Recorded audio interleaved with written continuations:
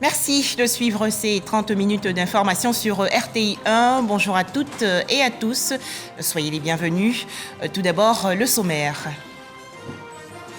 En Côte d'Ivoire, le discours très attendu demain, mardi 19 avril 2022, du président de la République, Alassane Ouattara, va se prononcer sur l'état de la nation tout entière devant les sénateurs et députés et conformément à l'article 114 de la Constitution. Cette rencontre va se tenir à Yamoussoukro, dans la région centre. Toujours en Côte d'Ivoire, la Pâques 2022 célébrée avec ardeur par les populations baoulées issues de la région centre. Dans le district d'Abidjan, elles ont pris d'assaut hier les maquis baoulés de la commune de Yopougon. Dans ce journal, ces ressortissants baoulés expriment leur joie. Enfin, en France, Marine Le Pen et Emmanuel Macron face à face le 20 avril prochain à l'occasion du traditionnel débat de l'entre-deux-tours. Jour férié aujourd'hui, 18 avril 2022 en Côte d'Ivoire, car c'est le lundi de Pâques, lendemain de la célébration par les chrétiens de la résurrection de Jésus-Christ. Toujours en Côte d'Ivoire, demain, mardi 19 avril 2022, le président de la République, Alassane Ouattara, devant les sénateurs et députés à Yamoussoukro, dans la région centre du pays. Le chef de l'État, Alassane Ouattara, va se prononcer sur l'état de la nation, et cela conformément à l'article 114 de la Constitution. Les explications détaillées de Mahama Traoré. Ce sera la deuxième fois dans l'histoire de la Côte d'Ivoire que les deux chambres du Parlement seront réunies en congrès pour une adresse du président de la République sur l'état de la nation. Cet exercice de communication entre les pouvoirs exécutifs et législatifs est prescrit dans l'actuelle Constitution en son article 114. Le discours sur l'état de la nation est un repris du modèle américain, du discours sur l'état de l'Union, où le président de la République vient devant le Parlement, sachant que le Parlement est à la fois le pouvoir législatif, mais surtout le représentant du peuple. Ce sont ces élus-là qui représentent le peuple. Donc il fait un point dans ce discours de l'état de la nation. Le président de la République fera donc un point de la situation, une sorte de discours de politique générale sur à la fois les acquis, mais surtout les perspectives pour l'année qui suit. Ça enrichit la démocratie parce que même s'il n'y a pas de débat tout de suite, le débat se fera au niveau de la population. À la différence des adresses télévisées de fin d'année ou à la veille de la fête nationale, le chef de l'État tient son discours sur l'état de la nation en présence de plus de 300 parlementaires réunis, issus de toutes les obédiences politiques. Dans ce contexte mondial marqué par des crises sanitaires, sécuritaires et économiques, il va sans dire que cette adresse suscite des attentes. Avec la crise internationale qu'on connaît en Ukraine, ça amène des difficultés et donc le président de la République aura sans doute l'occasion de nous rassurer aussi les positions ivoiriennes, nous rassurer aussi sur les mesures qu'il entend prendre pour que la Côte d'Ivoire résiste mieux à la crise. Il y a eu des changements gouvernementaux avec pour obligation de réduire les trains de l'État. Peut-être aurait-on des annonces de ce point de vue-là. On peut avoir des annonces aussi autour de la Constitution. Par le passé, le Parlement, alors représenté par l'Assemblée nationale, avait accueilli des chefs d'État venus rendre compte de la vie de la nation. Le président Houphouët-Boigny s'est adressé en janvier 61 et en janvier 62 à l'Assemblée nationale qui était réunie. C'était des moments importants, surtout le discours de 62, qui était un discours où il avait expliqué en quelque sorte sa politique extérieure et les orientations de la politique intérieure. En 61, il était revenu sur le bilan de la première année, des premiers 6 mois en fait. Mais c'est surtout 62 où il a fait un vrai bilan et une nouvelle orientation pour ce qui allait être annoncé. Le président Henri Konan Bédié s'est adressé aussi à l'Assemblée nationale le 22 décembre 1999. Désormais, cet exercice de redevabilité est consacré par la Constitution. Précision, le message du président de la République sur l'état de la nation ne donne lieu à aucun débat, comme l'indique l'article 114 de la Constitution. Religion, les fidèles chrétiens du monde entier ont célébré hier la Pâques, la résurrection du Christ. En Côte d'Ivoire, à noter des prières intenses dans les paroisses et autres temples. Dans la commune de Yopougon, par exemple, la communauté des Assemblées de Dieu du temple Ebenezer du quartier Sidessi s'est réunie pour prier. Un invité spécial, le ministre de l'Enseignement supérieur et de la Recherche scientifique, Adama Diawara. Pour en parler, Franck Kouadio. Le culte du Pâques ce dimanche à l'église des Assemblées de Dieu de Yopougon, Sidessi, Temple Ebenezer. Des allures particulièrement festives, la communauté chrétienne reçoit un fils de la commune. Adama Diawara est venu répondre à l'invitation de l'Association des ouvrières du Christ AOC en honneur pour ce culte d'action de grâce qui en cette période de Pâques porte si bien le symbole du partage et de la reconnaissance à Dieu, le pasteur principal. C'est la Pâques, ça symbolise aussi le partage. C'est à cette Pâques que le Seigneur Jésus a multiplié du pain. Il est venu nous saluer, donc nous sommes très heureux de le recevoir. Mais nous croyons que c'est la Pâques, c'est la délivrance.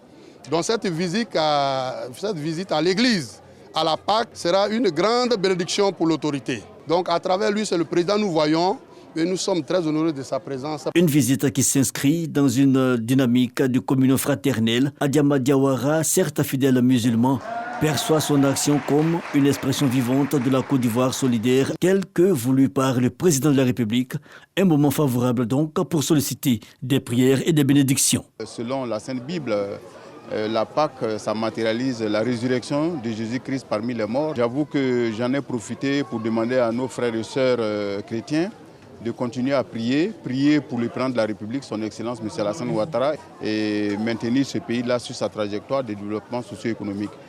Et également, je leur ai demandé de continuer à prier pour notre belle Côte d'Ivoire, afin qu'elle continue à être une nation de paix, de vivre ensemble, de prospérité, de bonheur. Moment de prière donc, mais aussi de louanges, puis de partage, des présents offerts et un soutien numéraire pour soutenir l'œuvre pastorale de la part du visiteur. Adama Diawara entend sceller durablement ce dialogue religieux à travers la commune de Yopougon. La communauté musulmane de son côté, toujours en période de jeûne. Dans la commune d'Abobo, les fidèles musulmans issus des couches défavorisées ont reçu récemment des vivres. C'est un don du député maire d'Abobo, Kandia Kamara. Les précisions dans ce reportage de Abou Sanogo.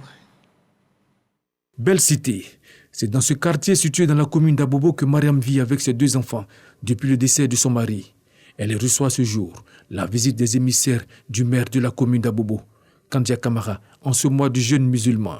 Une visite pour lui témoigner la solidarité du maire. Elle vient de suer les larmes d'une veuve ce soir. Vraiment que Dieu lui accorde une bonne santé, que Dieu lui accorde tout le bonheur du monde. Mois de piété et de recueillement. Le Ramadan est aussi une période de partage et de solidarité. Dans cet élan, ce sont plusieurs ménages des quartiers et sous-quartiers d'Abobo qui ont été visités par cette caravane. Objectif, venir en aide aux familles économiquement faibles.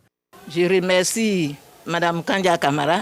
C'est du jamais vu. Après le décès de notre mentor qui était Ahmed Bakayoko, on ne s'attendait pas à avoir un tel responsable au niveau d'Abobo. Elle nous surprend beaucoup. Vraiment, on lui dit merci. Les établissements sanitaires de la commune d'Abobo n'ont pas été oubliés par cette caravane de solidarité. Ce n'est pas la première fois qu'elle fait ce genre de dons à notre centre de santé. On en a reçu déjà plusieurs. Et c'est dans la même veine. Nous disons encore merci.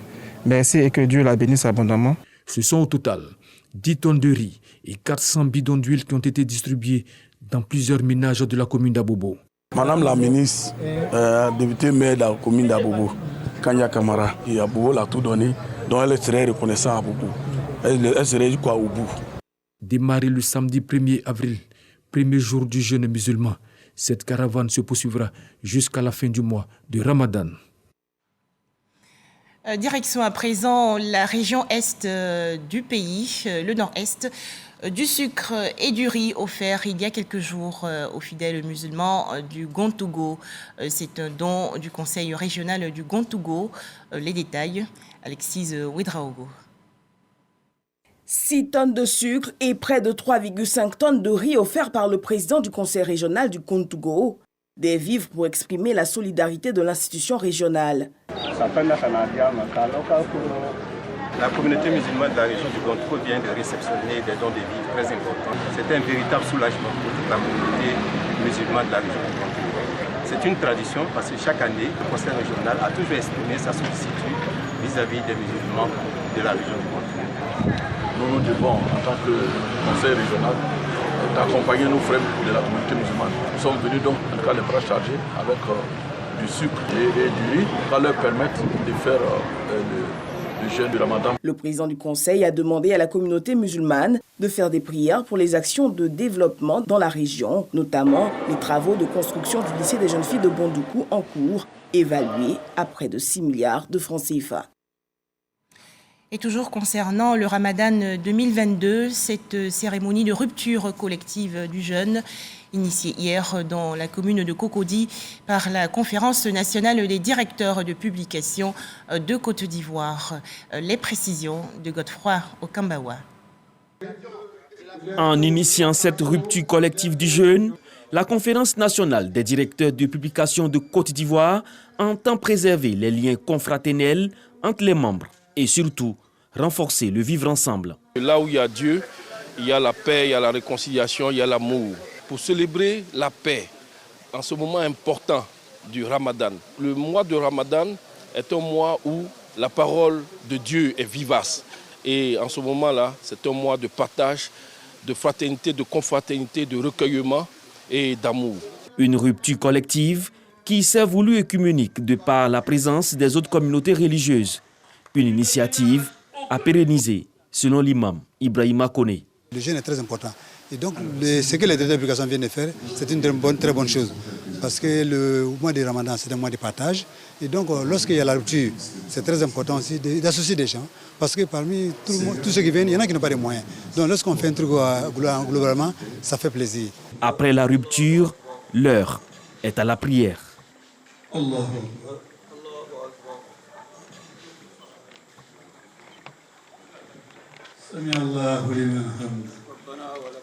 Le CNDPCI face au défi du dialogue interreligieux dans la confraternité et dans la fraternité à travers les médias en Côte d'Ivoire. C'est le thème sur lequel le conférencier du jour, Alex Souleymane Bamba, a entretenu l'assistance. Il exhorte ses confrères à utiliser le bon ton dans leurs publications dans l'intérêt de la nation. Cette rupture collective du jeûne du CNDPCI est à sa première édition. Retour sur la Pâque, résurrection du Christ, également moment de retrouvailles chez les populations baoulées, originaires du centre de la Côte d'Ivoire, dans le district d'Abidjan, notamment dans la commune de Yopougon. Les ressortissants baoulés ont pris d'assaut les maquis dirigés par leurs compatriotes baoulés. Ils expriment leur joie au micro de Khalil Diomandé et Jean Djadji. Ambiance électrique, normale, c'est jour de Pâques.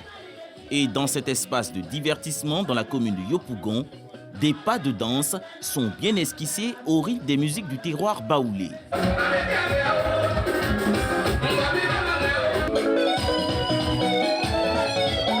Sécurité, gastronomie et ambiance, le triptyque idéal pour permettre aux clients de passer des instants mémorables. Aucun regret pour les personnes restées à Abidjan. Ici, c'est le village de tous les Baoulés. Nous qui sommes pas allés au village, on se rassemble ici pour fêter en harmonie avec nos frères. Que tu sois Agni, que tu sois Baoulé, que tu sois musulman, que tu sois du nord, du sud, de l'est. Ici, on vient s'amuser ensemble. L'atmosphère est jugée parfaite. L'affluence aussi, de quoi se frotter les mains. Nous avons mobilisé au moins 1800 chaises. Au niveau des casiers de biens, nous avons mobilisé au moins 2000 casiers. Ça fait que nous voyons le monde. Mais cette année, au moins, ça va. À quelques encablures de là, difficile de se frayer un chemin. L'espace est comble et impossible de rester insensible aux notes musicales distillées partout. Je sens le bac qui nous très bien. Nous nous sentons aussi comme si nous sommes au village. En ce moment festif, certains restent créatifs. Des casiers de boissons alcoolisées transformés en table pour la circonstance. Le gérant est dans la bonne posture, son chiffre d'affaires prend l'ascenseur. J'arrive à vendre beaucoup. Je peux estimer à plus de 5 000 à 7 000 casiers que je vends pendant la période de la Pâque. Chez les restauratrices, on s'attelle à proposer des mets variés. Il y a beaucoup de commandes, il y a tout. En tout cas, on s'en sort. Tout se passe bien ici, on mange bien, on s'amuse bien. À côté de cette ambiance, les chansonniers baoulés affinent leur stratégie pour égayer le public. L'artiste chanteur Adeba Konan a rendez-vous ce soir avec ses fans de Maki baoulé. Il donne un avant-goût de son concept au Tobé au Tobé. Miwanyo, quand je Tobé au Tobé, like kula Tobé o, asienga suai, like kula Tobé o, like kula Tobé o, silie kwa yetiani, like kula Tobé o. Les Maki baoulés bien présents dans la capitale abidjanaise restent des cadres appropriés pour ressentir les émotions, les mêmes que vivent les populations parties festoyer dans les villages à l'occasion de la Pâque. Autre actualité nationale, l'ivoirienne de télédiffusion IDT, structure ayant pour mission principale d'assurer la diffusion des programmes radio et télé sur tout le territoire national, a lancé récemment ses activités de sécurité au travail. À noter la création en 2020 d'un comité interne de santé et de sécurité au travail. Les explications de Franck Quadio. Ivoirienne de télédiffusion. La routine pour le chef du service santé et sécurité au travail, tous les matins, s'assurer du bon fonctionnement du dispositif. L'entreprise, depuis 2020, dispose d'un pôle sécurité au travail, bouche d'incendie, extincteur, caméra de surveillance, un travail de collaboration. Nous invitons par moment notre superviseur, la CNPS, qui de temps en temps passe pour nous donner des conseils. Et nous aussi, à notre tour, on répercute ces conseils-là sur nos agents, nos collaborateurs, pour en tout cas leur bien-être au sein de l'entreprise. Et justement, la CNPS est de la partie ce matin. C'est le démarrage officiel des activités du comité santé et sécurité au travail. Une conférence est organisée dans ce sens. Aujourd'hui, le message principal était de montrer l'importance de la prévention des risques professionnels. La CNPS, au travers de sa direction de prévention, incite vraiment les entreprises à mettre de l'accent sur la santé et la sécurité au travail. La santé, la sécurité au travail, l'affaire de tous, le thème choisi. La rencontre est mise à profit pour sensibiliser l'ensemble des travailleurs sur la maîtrise des notions et les bonnes pratiques. C'est vrai qu'il y a les instincteurs, mais on peut se retrouver avec un souci au niveau de l'espace même de travail. Voilà. Donc il faut prévenir ces risques. C'est pour ça que cette sensibilisation a été organisée. Très vite, le directeur général, M. Yoadama Benoît, a vite fait de se préoccuper des conditions de vie et de travail de ses collaborateurs. Aujourd'hui, il nous charge de dire aux travailleurs que la question de la santé et de la sécurité n'est pas de son seul ressort, de son seul fait, et que cela soit naturellement un cadre d'échange, de propositions. L'IDT, chargé de conduire le projet Migration vers le numérique via la télévision numérique terrestre, TNT dispose d'une trentaine de centres émetteurs. Les responsables entendent les sillonner pour implémenter davantage les questions de santé et de sécurité pour tous les travailleurs. Un tout autre sujet à présent avec la célébration des 40 ans du groupement pour l'insertion des élèves et étudiants handicapés physiques de Côte d'Ivoire. Les festivités se sont déroulées récemment à l'université Félix Houphouët-Boigny dans la commune de Cocody. Thème retenu, l'inclusion sociale comme facteur de cohésion sociale. Le point, Jean Djadji. Convivialité et esprit de famille au forum du campus de Cocody. C'est dans cette atmosphère que les membres du groupement pour l'insertion des élèves et étudiants handicapés physiques de Côte d'Ivoire célèbrent le 40aire de leur fêtière. Après 40 ans d'action de plaidoyer, les étudiants en situation de handicap se disent satisfaits du bilan, mais des difficultés existent. Nous avons réussi à insérer au niveau de la fonction publique plus de 80 étudiants handicapés. L'État ne peut pas employer autant de personnes. Donc la difficulté, c'est d'aller vers le privé. Il faut que le secteur privé ouvre ses portes. Célébrer l'anniversaire de leur association, une opportunité d'échanger sur leur contribution à la cohésion sociale. Nous sommes venus ici pour parler des problèmes de cohésion, pour rappeler que la cohésion, ce n'est pas seulement la nécessité d'une accalmie entre partis politiques, ce n'est pas seulement la nécessité d'une paix entre le RHDP, le FPI, l'UDPCI et les autres partis, c'est également la nécessité d'avoir des handicapés inclus dans notre vie stable de tous les jours. Les anciens de cette fêtière se projettent et interpelle l'État de Côte d'Ivoire sur la condition de ses étudiants dans les cités universitaires. Tout n'est pas encore parfait, mais ils doivent continuer de persévérer. Il y a une loi qui existe pour l'accessibilité. Il faut que toutes les administrations puissent créer ces conditions.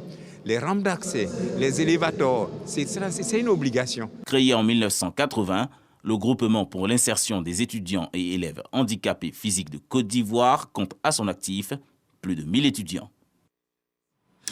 Le sport pour inculquer et célébrer la cohésion sociale à Niakara-Mandougou, dans la région centre-nord du pays. La communauté éducative a donc organisé récemment des tournois de handball, d'athlétisme et de football. Kader Sogodogo de RTI Bouaké. Le lycée moderne de Tafiré rafle la mise des finales sportives inter-écoles dans le département de Niakara-Mandougou. Un tournoi de plusieurs disciplines sportives organisé par la direction départementale de la promotion des sports et du développement de l'économie sportive. Ces finales qui se sont jouées au collège moderne de Badika ont mis en compétition les établissements primaires et secondaires publics et privés de Niakara-Mandougou. En attraction, les sports collectifs et individuels impliquant des athlètes des équipes masculines et féminines. Nous avons prouvé ce que notre coach nous a attribué. Vraiment, je remercie aussi le parrain. Nous sommes venus participer à l'OASU. Voici les trophées. Vraiment, nous sommes fiers d'être là. Nous aurons droit dans cette joute intradépartementale à un total de 27 finales dans 5 disciplines, mettant aux prises 20 établissements, 9 primaires et 11 secondaires.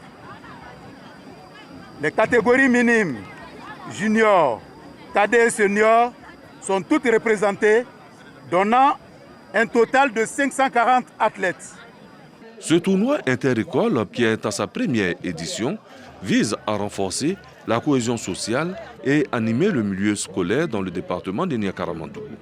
Le parrain de cette activité, Seydou Traoré, directeur général du budget et des finances, par ailleurs fils et cadre de Badika, appelle les athlètes à cultiver l'esprit de sportivité et de fraternité. En plus d'être un facteur de rassemblement et de cohésion sociale, le sport contribue à améliorer la santé et à développer les valeurs que sont le dépassement de soi, le respect de l'adversaire, l'esprit d'équipe et le goût de l'effort.